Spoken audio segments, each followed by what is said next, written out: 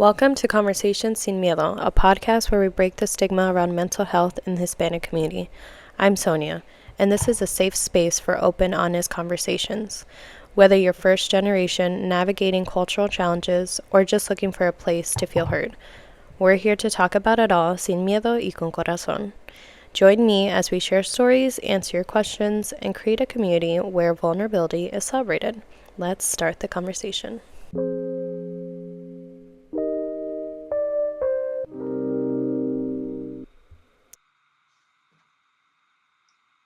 Welcome to Conversations Sin Miedo.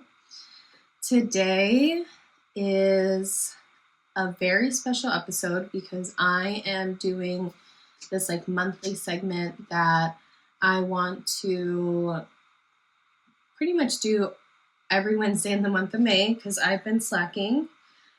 I know I haven't been posting as much as I want to. I'm just pulling up my picture. So I have to charge my iPad because it's right here. So this is the calendar and it's on my social medias. But today, let's talk about ADHD. So what is it? What it is? What it isn't? Pretty much, I was very excited to talk about this episode because I feel like, well, it's the month of May, so May is Mental Health Awareness Month.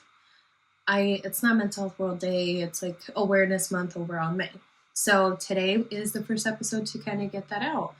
Each week I'll be doing a different episode and a different topic. I hope by the end of the month I'll have some guests, so hopefully friend, she can join me and they can join me. But on Mondays I'm going to do check-ins. So last Monday, what did I do? Of course, my iPad's at 4%. My phone's literally charging right now because it was at 20%. So ADHD.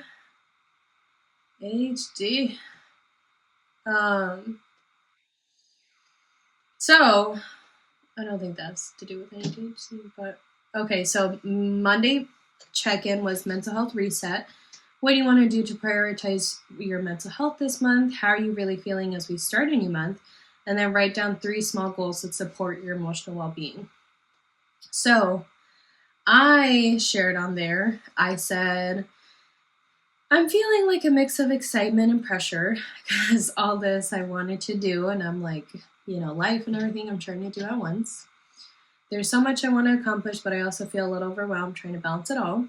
And then the next one, I want to prioritize resting and setting boundaries, which funny enough, somebody that's very close to me that I never would have thought crossed my boundary, didn't listen to my boundary. So that was funny. I've been pushing myself a lot lately and I know I need to give myself permission to slow down. And then 3 small goals to help support my emotional well-being. So 1, start each morning not checking my phone right away. That's actually been helpful.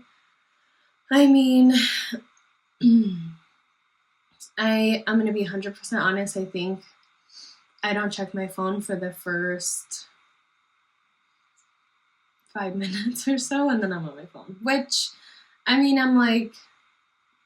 playing music, getting ready, brushing my teeth, whatever. So I feel like that doesn't count. I said go for a walk at least 3 times a week. No distractions, be active. And then sticking to my boundaries and not letting negative energy in. So that's why I was like, yeah, someone didn't, I guess, respect my boundary. So, that happened. But I was like, okay, the boundary I set with this person was I guess I didn't set my expectations too high with this person. So if they were to let me down, I guess, I don't know. I didn't let it bother me so much of I can never trust anyone or blah, blah, blah. So, it's when you set that boundary, you have to realize that they might cross it. They might not listen to it. And to not let it sort of again, letting that negative energy in and sort of letting it get to you, sort of thing. So let's get back. This is so ADHD. We're going to talk about the topic, what it really is, like some myths about it and some misconceptions, and kind of like just the misunderstandings of it, especially in cultures, and just how like often it's missed in women and especially people of color too, because maybe I should Google it, but I think women are less likely to be diagnosed um, with ADHD, if I remember something. Yeah, women are less likely to be diagnosed with ADHD compared to men. Underdiagnosis is a significant issue, so we'll talk about that. So, yeah, that's real. So, what is ADHD? So, it stands for Attention Deficit Hyperactivity Disorder. Let me Google. Yes, Attention Deficit Hyperactivity Disorder, which in my professional life, in my job, I have done a lot of trainings with ADHD. And the last one I did, they talked about how this, even the name, like, what does that mean? What, people think it's like you can't pay attention. They jump to that because of the name. It's just confusing. So ADHD is a neurodevelopmental condition. So in your brain, there's 3 types: inattentive, hyperactive, impulsive, and combined. So both. And there's, symptoms in kids that like, it's kind of similar to adults, but kind of different as well. So pretty much ADHD affects how the brain manages focus, organization, memory, and emotion. So not just behavior. And I'm like trying trying hard to not talk about like I want to focus on ADHD. I mean, it is like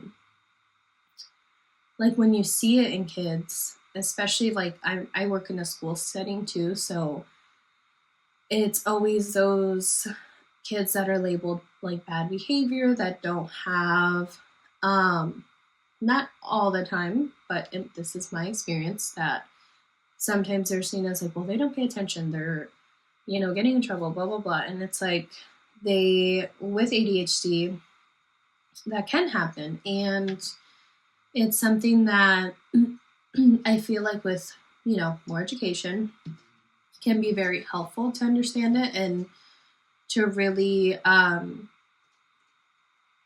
sort of break that stigma too of like you're not a bad kid, you're not a bad person, your brain is just different and you do things differently. And it's kind of like, it doesn't mean you can't pay attention, it means you can focus on more than one thing at a time. You can people with ADHD sometimes have that like hyper focus that they can multitask and do different things. Like I saw this thing that's like, do you watch a video or do you listen to music while you clean, or while you, like when I'm washing dishes, I'm like putting a podcast I watch, not mine, and I'm washing dishes, so I'm like doing 2 things at once. So it's, I've kind of seen that too, of how I don't know, these like different things you do can be like, oh, that's kind of linked to ADHD.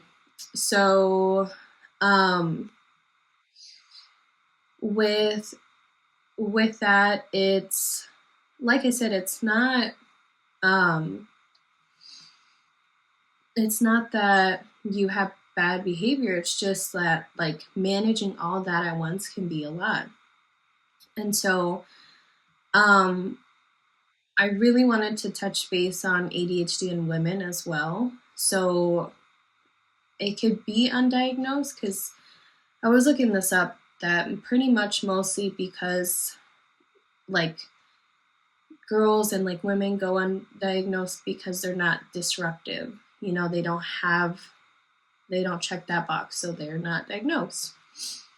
So another thing, women with ADHD tend to internalize symptoms. So like forgetfulness, disorganization, chronic overwhelming, masking behaviors, people pleasing to hide that struggle, and high functioning but burning out. Emotional symptoms is like rejection, sensitivity, anxiety, guilt, and perfectionism.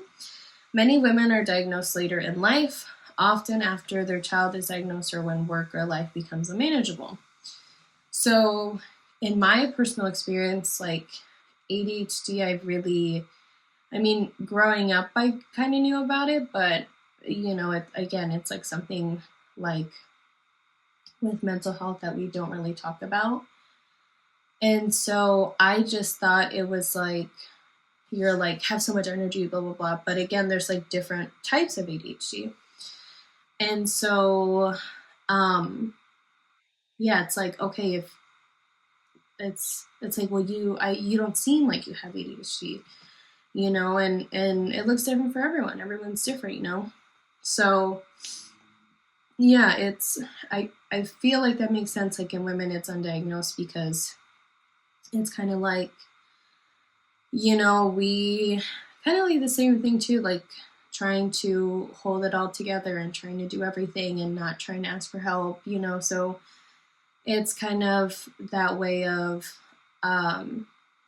like we sabotage kind of like we put all this pressure on us to like, okay, I'll do this and I'll do that and I have this workload and then I have things to do at home or my personal life or whatever.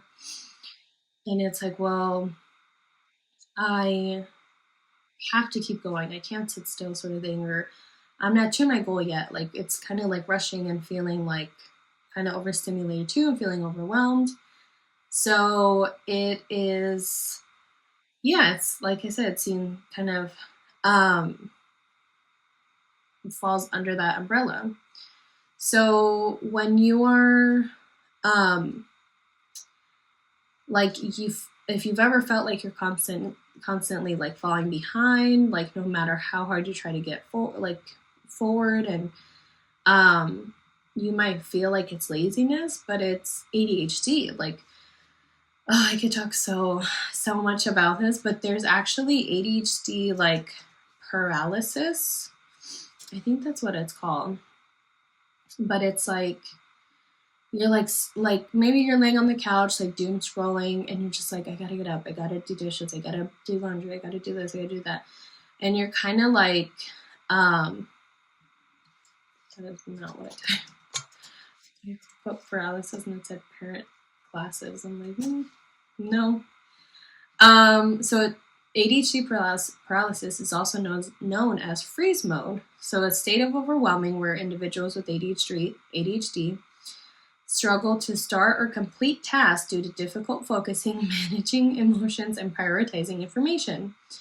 So I need to like put in my TikToks, but there's like, a TikTok where it's like when you clean your room too hard and you found a hat and you found like old stuff, and it's, I don't know if that's similar, but to me it is like, I'm like, okay, I'm going to deep clean my room. I'm going to do this. I'm going to start. And then I find something and I lay on my bed and then I don't clean my room. So that's like my personal experience, but it's also with like decisions and task paralysis. So it's kind of like if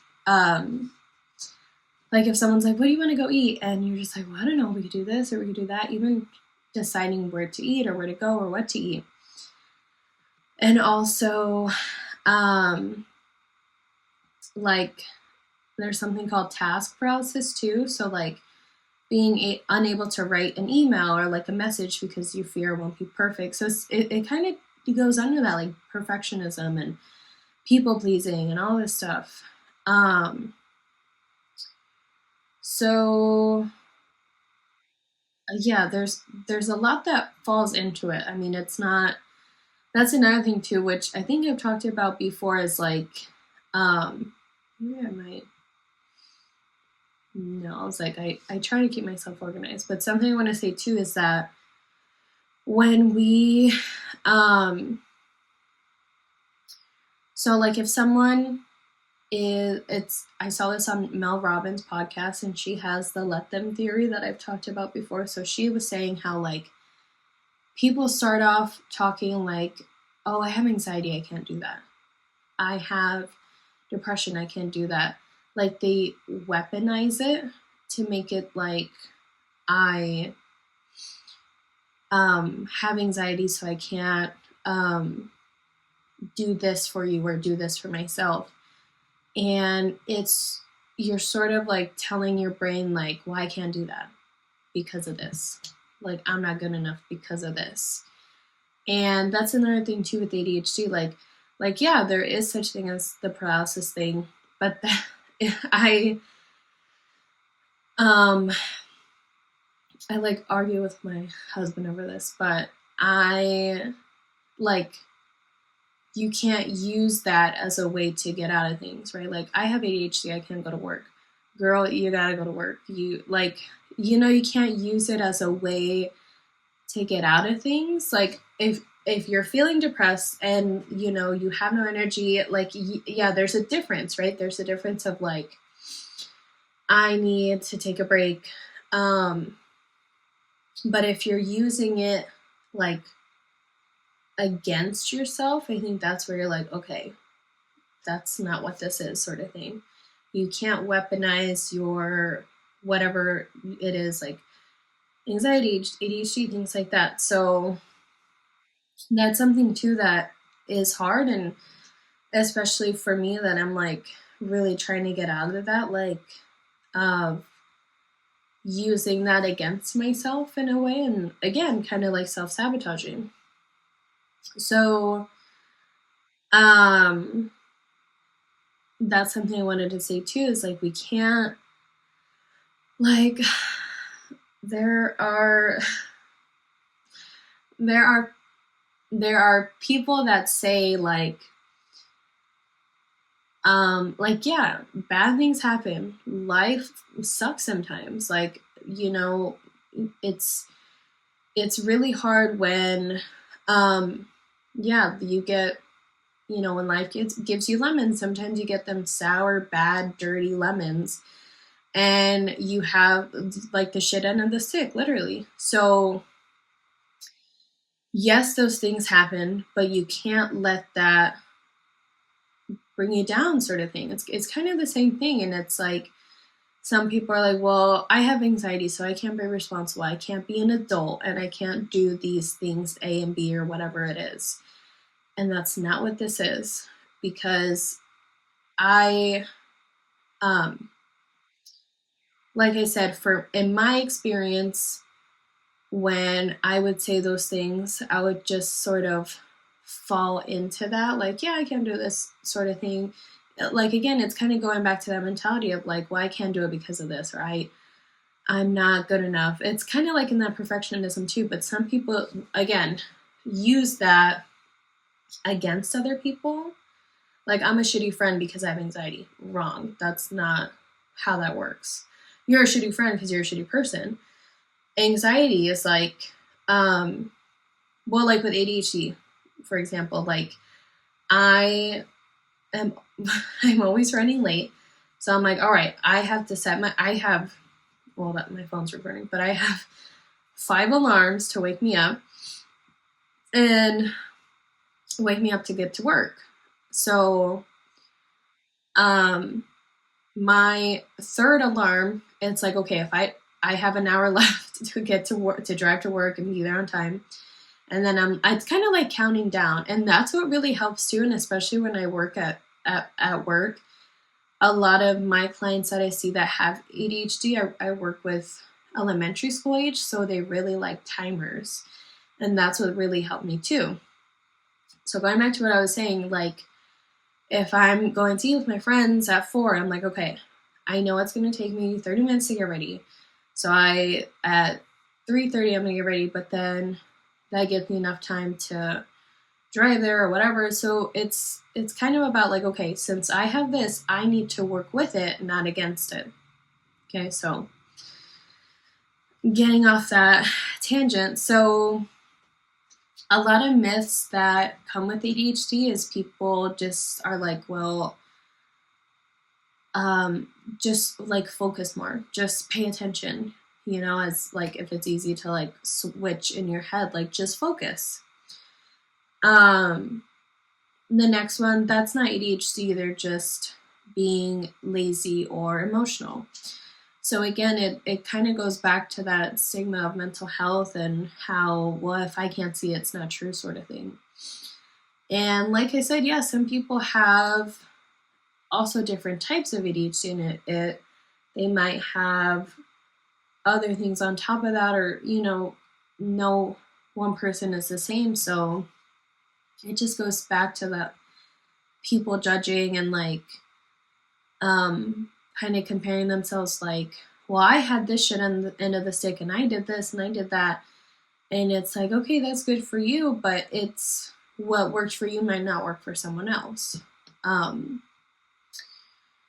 So another thing is, with, just huge with mental health as well as just the lack of access to, especially culturally competent evaluations and support. And it's growing slowly, but again, it falls back into that, really low numbers of, like therapists and like professional providers and things like that. So,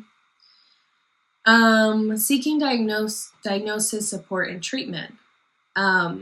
So how to seek evaluation for yourself or your child.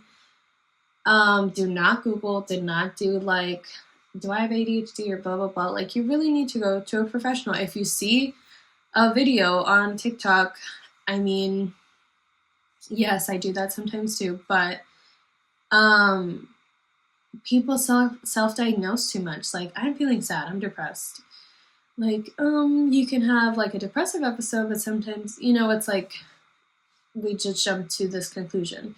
So really going to a professional, and even maybe starting with your doctor and figuring out like with your insurance or someone that, I don't know, could point you in the right direction, but also finding even a community resource too, or like, we all have a phone, we have the World Wide Web at our hands, like Googling a little bit more about it, or like a provider with your insurance and things like that.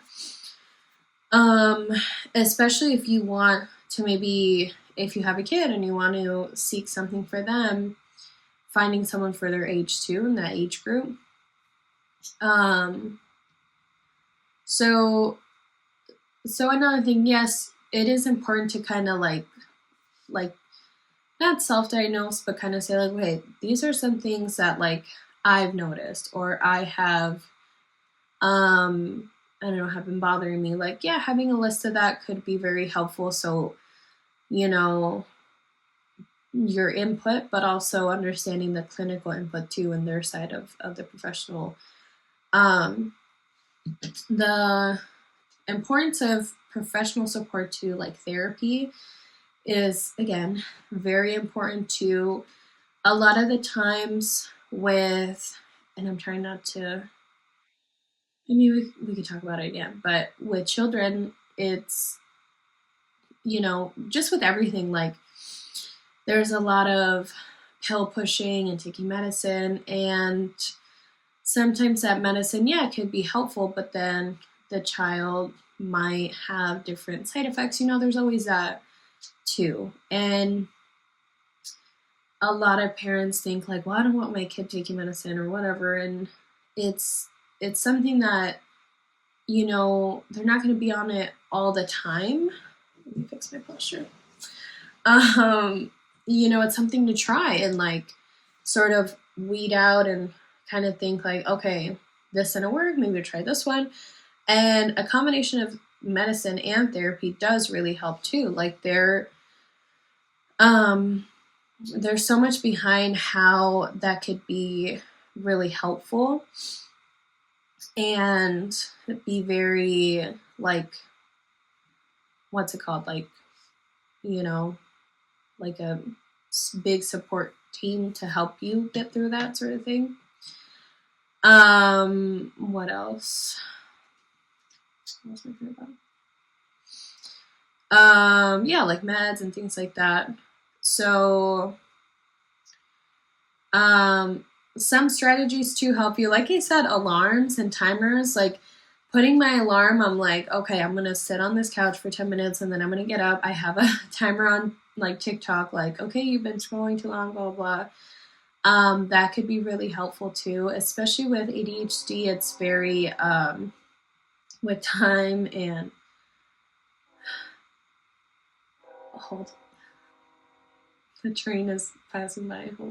Hope you didn't hear it, but with ADHD and timing and organizing, what was I saying? Yeah, might be difficult for you, but things like that could help. I wish I was a planner person. I mean, I have my Google Calendar to remind me of things, because I'll forget. But some people use a planner to write stuff down. I carry my phone everywhere, so I have it on there, and like the digital reminders, like it will alert me, so those could be helpful too. Like if you have a doctor's appointment coming up, things like that. Emotional regulation support, again, therapy, journaling, mindfulness too, practicing that. Routines are very helpful too. Normalize having like a different working style. So, ADHD brains are creative and adaptive and like full of potential. So again, finding something what works for you, maybe something that works for someone might not work for you, but really kind of testing it out and seeing what works best. I feel like I'm missing something, but I really want to talk about ADHD, especially in children, and I feel like there's so much that really goes into that. Not my iPad being on do not disturb. Yeah, so May 21st, that would be my episode, Supporting Children's Mental Health, and that's something I really want to talk about with ADHD. Next week is going to be money and mental health, and then the last week of May would be mental health and friendship, so that one's going to be kind of going into that. So with ADHD, I know I wrote something else down.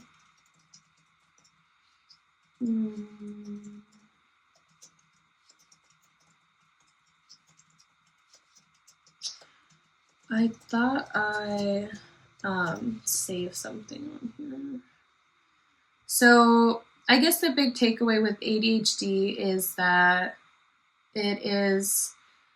everyone isn't like, if you are energetic or whatever, you may have ADHD, maybe not. Or if you're always late to work and, I think you kind of have to look back and really see like how your day-to-day is. Like I said, like, man, I literally didn't realize when I would wash the dishes, and I hate washing dishes. I hate it. That like, another thing is that like sensory thing. So sensory is like, I hate.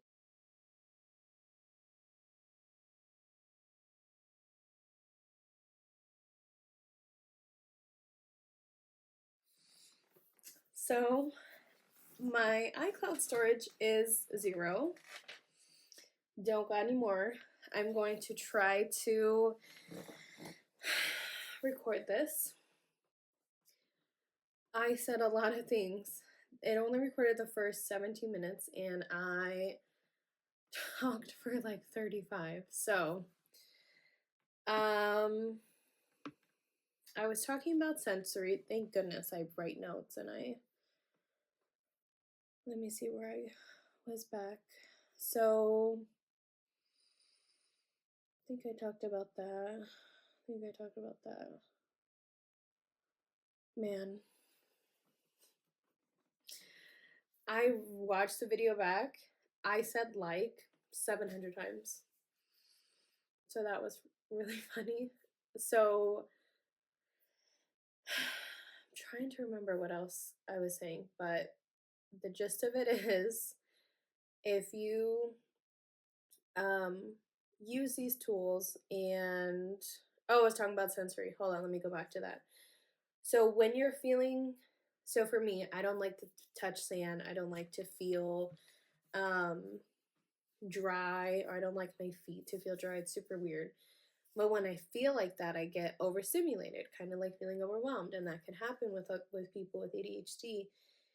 And it seemed like they don't want to.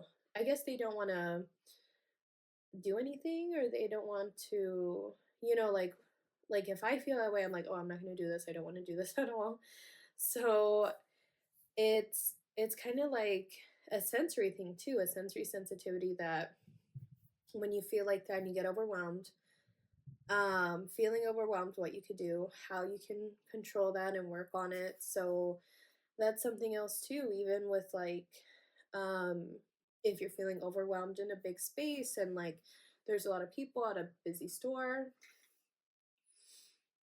that can happen too. So sensory for sure. I hope I didn't talk about this, but I'm gonna talk if I did, whatever. But I was talking about how people weaponize ADHD and weaponizing it and trying to sort of use that as an excuse. Kind of like if you have anxiety or if you have depression, and it could feel like um, it sort of overwhelms you, right? So it's kind of different with ADHD.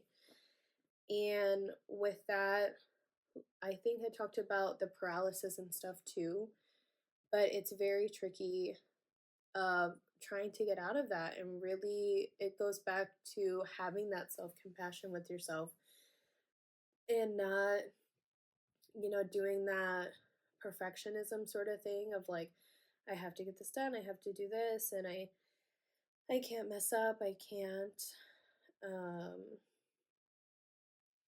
not do it. So that is something that it just goes back to that and trying to be helpful for yourself. My dogs are running upstairs, of course, or maybe it's my husband, I don't know. But having that self compassion with yourself and letting yourself make mistakes, and you don't have to people please, and you don't have to live up to other people's expectations either. So I know I talked about my alarms and like getting up, and that's something you have to do of trying to find something that works better for you that you can do, so that um maybe setting a timer might not be helpful for you. Maybe doing a schedule. I wish I was a planner girl. I have a cute little planner. I can't do that. I could do like an electronic or digital planner. Like I have um, Google Calendar. That's really helpful for me because it sends me a notification so I don't have to notify myself. Like if I have a dentist appointment tomorrow, I'm like, oh yeah, it reminds me. So another thing with ADHD is emotional dysregulation. So emotions can sort of feel bigger with ADHD, and that goes along with rejection sensitivity and frustration and guilt. So again, it goes back to that people pleasing and I can't be wrong, or I can't be doing this mistake. So with that, sometimes it could feel just like a big emotion, or feeling, I don't know, scared and wanting to deal with that. But again, it just feels so big and kind of overwhelms you, and then you're overstimulated and blah, blah. So again, it goes back to with therapy, working on what works best for you, trying to really, not really control yourself, but control those emotions and like regulate yourself. Like, okay, let me take a deep breath. What can I do? Going back to those sort of basics, right? Um, a lot of things too with ADHD, it's like neurodiversity, right? It's like, I guess, in your brain it looks different. Doesn't mean it's wrong, doesn't mean it's bad, but people see it as like, um this person's lazy, or this person doesn't do this, blah blah blah. And it just goes back to being open-minded and being like aware. Like, this is why I do this. So, I'm not going to go deep dive into every single thing about ADHD, but just having this conversation and sharing little things about it. And I really want to dive deep into the with the episode I'm doing in a couple weeks with children. So I don't want to go too much into that side, but with this, it's kind of like, if see a kid like jumping up and down at a restaurant or at the movies, and you're just like, man, that kid, like, where's your mom? Like, you just jump to that, right? But then understanding, like, oh, maybe they have ADHD. I don't know. Maybe they're having a rough day. Maybe they got low energy, blah, blah, blah. It's just being open minded and being aware of that. Um, Another thing I don't think I talked about too was, I'm trying not to rush through it, but I'm like scared I'm going to get, like, I guess my storage will fill up. So start a GoFundMe page, go fund my iCloud storage. Apple wants us to buy these big ass phones that are expensive and then have this no storage at all. And let me stop. Let me not rant. Don't come for me, Apple. Who's Apple? I don't know. Anyways, so, oh, another thing I wanted to say, and I think it's very important, is I know I talked about it at the beginning, but again, open mindedness, being comfortable, or being um like, what's it called? Giving yourself forgiveness, self forgiveness. Like, with ADHD, it doesn't have to control you. Yes, you have these symptoms, or yes, you have these things that you might do things differently, and that's okay. Find what works for you, but also not weaponizing it, not using it against yourself or other people. I hope I didn't talk about this already, but like, um, if you are late going to work and it's like your boss is like, "Hey, why are you late?" "Oh, I got ADHD. I got ADHD." No, like, you can't use it for things like that. Like, people sort of weaponize it into like that side of things, of like using it like, well, I'm a bad person because I got anxiety or I have depression, and people use it differently for their advantage. And yeah, if you feel depressed, if you feel sad, like, yes, like, that's okay. But some people use it as like, well, I'm a shitty friend because I have anxiety. No, you're a shitty person. That's different, girl. That's separate. So with this, I'm trying so hard not to say like, so I'm saying so. When people do this, again, you're setting yourself up of like, well, I got ADHD, I can't do it. You can, like, but you're putting that out in the universe. You're putting in your brains of like, in your brain of like, you can't do this because of this. And you just fall into that habit, and it sort of goes downhill of like, well, I can't go to work and blah blah blah. So again, I'm not saying that it doesn't relate to it.